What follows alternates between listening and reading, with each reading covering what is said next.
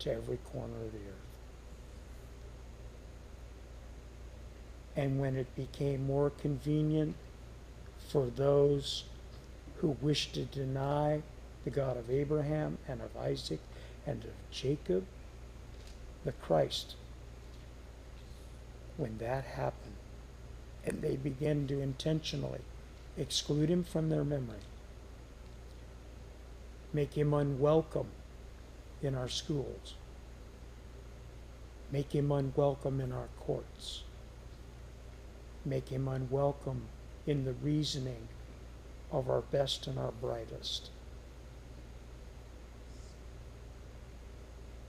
Things have begun to crumble. And now, just like in Rome, the persecution's begun, and all for one reason.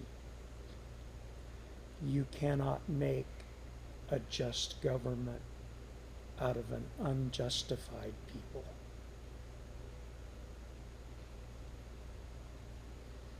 God knew that in the foundation of Israel, it would have to start with people who had had their sins dealt with. Their relationship made sure, and then begin to deal with the relationship they had with one another. Jesus was stopped by men who said, "Teacher, tell us which is the greatest commandment of the law." And he said, "Thou shalt love the Lord thy God with all your heart, soul, mind, and strength." And the second's like the first. You'll love your neighbor like yourself. He gave them in that order because until a man, woman, boy, girl comes to the place where they've dealt with their sin and their relationship with Jesus is firm, it'll never work out with others. Makes you wonder why some churches fall apart. Makes you wonder why some governments don't last. It all boils down to the same thing. Well, now Leviticus, the 6th chapter, beginning in the first verse.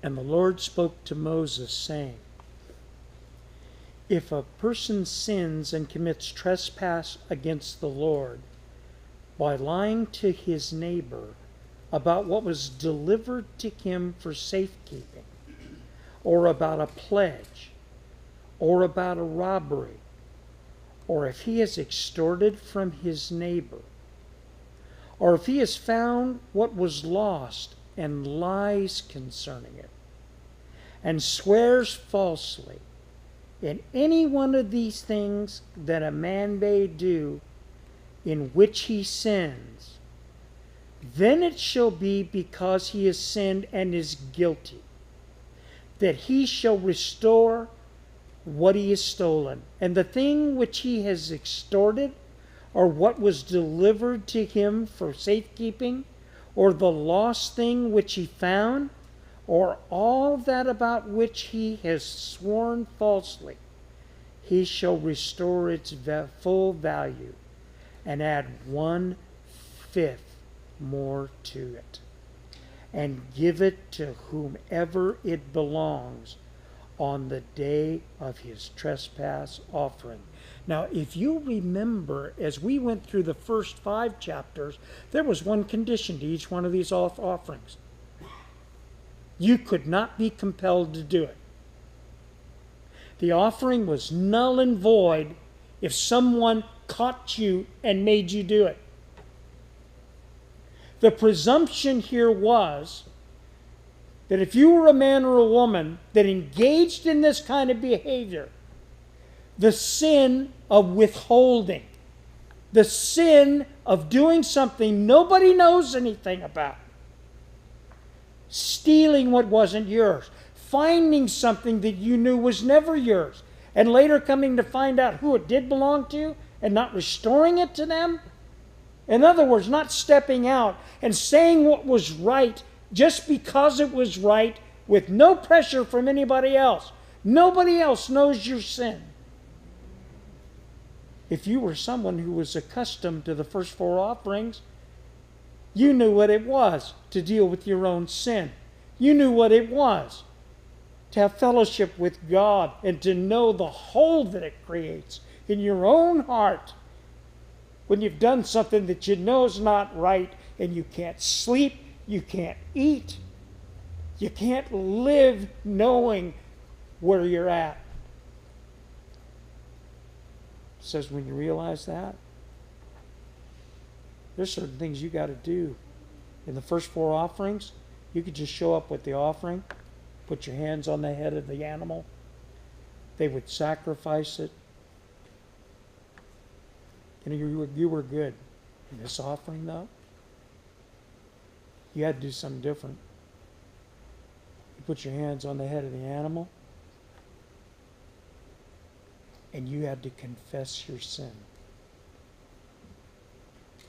You had to go and to restore to that person that you had defrauded what you defrauded them from. And not only that, you had to add to it something that was equal to 1/5 again the value of the thing that you had withheld from them. And what's worse, it couldn't be because you've been caught. It had to be because you'd wept bitter tears and you knew that you had to make this right. There was something that occurred on the inside because you were of the household of faith. People with an attitude and a heart like this, why would they not have peace in their country?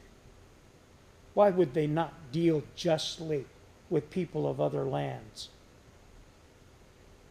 Why would they not have peace in their places of worship and in their favor with their employer?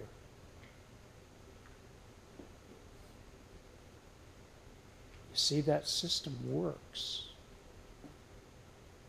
because the Spirit of God within us becomes the impetus for right relationship. And any assemblage of people, be it for political purposes, economic purposes, social purposes, where that spirit and heart is not resident in those people, will always have conflict. Always. 6th verse. And he shall bring his trespass offering to the Lord, a ram without blemish from the flock, with your valuation as a trespass offering to the priests. So the priest shall make atonement for him. Remember, atonement, the Hebrew word is kafar. It means to cover, not to remove. Only the blood of Jesus could remove a sin. So the priest shall make atonement for him before the Lord, and he shall be forgiven for any one of these things that he may have done, in which he trespasses. Then the Lord spoke to Moses, saying, Command Aaron and his sons, saying, This is the law of the burnt offering. The burnt offering shall be upon the hearth, upon the altar, all night until morning, and the fire of the altar shall be kept burning on it. In other words, the consecration of the offering to do the right thing shall continue before God through night and through day. And the priest shall put on his linen garment and his linen trousers, and he shall put on his body and take up the ashes of the burnt offering, which the fire is consumed on the altar, and he shall put them beside the altar. In other words, the priests had special breeches they had to wear, and they had a special top covering that they had to wear. Do you know why? because a priest had to have all their flesh covered, because the flesh could have no part in what they were about to do. Then he shall take off, and he shall back up. And the priest shall put on his linen garments and on his linen trousers, and shall put on his body, and take up the ashes of the burnt offering which the fire has consumed on the altar, and he shall put them beside the altar. In other words, he take out the remnants of the flesh. And the fire on the altar shall be kept burning on it. It shall not be put out. And the priest shall burn wood on it every morning, and lay the burnt offering in order on it. And he shall burn it, the fat of the peace offerings. A fire shall always be burning on the altar. It shall never go out. This is the law of the grain offering. The sons of Aaron shall offer it on the altar before the Lord. He shall take from it his handful of fine flour of the grain offering with its oil, and the frankincense which is on the grain offering, and shall burn it on the altar for a sweet aroma as a memorial to the Lord. In other words, the priest will take a portion and it'll be shared with God. A portion we'll find goes to the priests. The point is, those that minister of the gospel are entitled to a portion of what's brought by the people.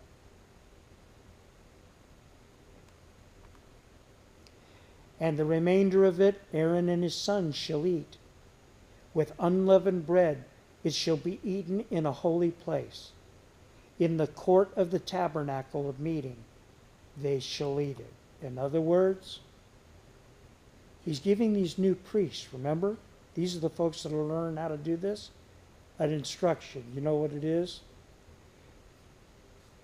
He's saying, priests, there's only one way to deal with sin.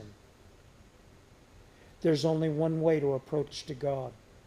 There's only one way to have fellowship. And you have to do it my way.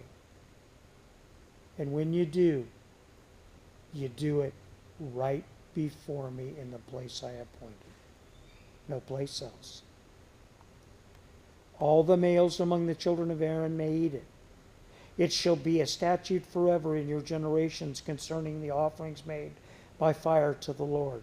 Everyone who touches them must be holy. The word holy there, consecrated, separated.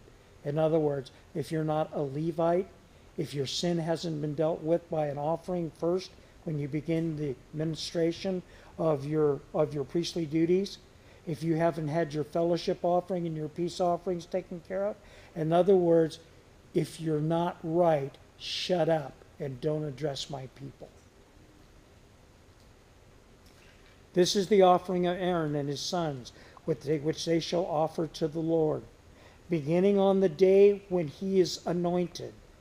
1/10 an ephah of flour as a daily grain offering, half of it in the morning and half of it at night.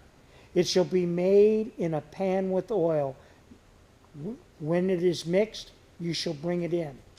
The baked pieces of the grain offering you shall offer for a sweet aroma to the Lord. The body of Jesus. The priest from among his sons who is anointed in his place shall offer it. It is a statute forever to the Lord. Do you notice he says that this entire business of that grain offering, the wafer, which would be the symbol, the type and shadow of the broken body of Jesus, shall be a memorial. How long? Forever. Jesus, at the Last Supper, told his disciples, I won't drink this cup or eat this with you until when? Until I drink it again with you in the kingdom. It's a memorial forever. For every grain offering for the priest shall be wholly burned, and it shall be eaten. Also the Lord spoke to Moses, saying, Speak to Aaron and to his sons, saying, This is the law of the sin offering. In the place where the burnt offering is killed, the sin offering shall be killed before the Lord. It is most holy. The priest who offers it for sin shall eat it. In a holy place it shall be eaten, in the court of the tabernacle of meeting. Everyone who touches its flesh must be holy. What does the Lord say about communion? He says that communion is for believers, not perfect people, not people who seem to cut the mustard in somebody else's opinion, people who put their faith and their trust in the atoning death of Jesus. It tells us we're a kingdom of priests, full access to the throne room of God. Everyone who touches its flesh must be holy, the broken bread. And when the blood is sprinkled on any garment, you shall wash that on which it was sprinkled in the holy place. But the earthen vessels in which it is boiled shall be broken. And if it is boiled in a bronze pot, it shall be both scoured and rinsed in water. All the males among the priests may eat it. It is most holy. But no sin offering from which any of the blood is brought into the tabernacle of meeting to make the atonement in the holy place shall be eaten. It shall be burned in the fire.